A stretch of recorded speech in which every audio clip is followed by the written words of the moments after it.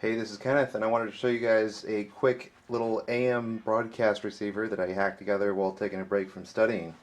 This is possibly the simplest receiver that you can build. It consists of one inductor and one variable capacitor wired in parallel as a resonant circuit.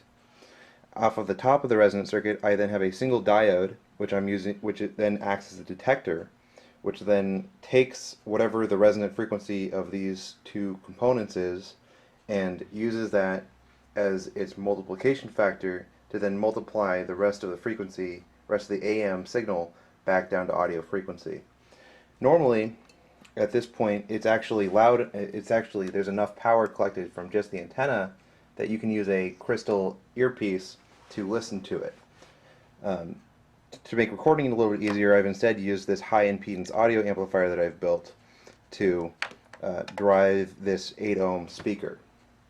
So turning up, we can just hear, this is just 60 hertz noise from the rest of my apartment, and by changing the dial we should be able to tune in one of several of the AM stations locally. The most important thing is this, okay? So you can see that just by rotating it back and forth, we can tune in this station.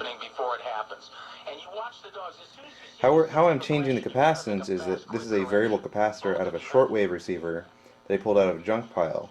And so it has a series of plates that all intermesh with each other as you rotate the knob on the front. This has 3 sections, each of about 300 picofarad. I'm only using one of the 3 sections.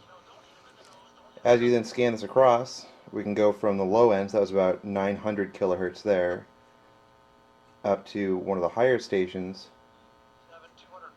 There, that's 1410, so that's about 1.4 megahertz there.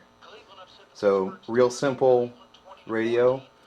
This literally is all there is in the antenna, and it's actually surprisingly directional. And so, by rotating this around, I can figure out which direction each one of these AM stations is in.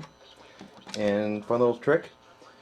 Most instructions will tell you to use a germanium diode here.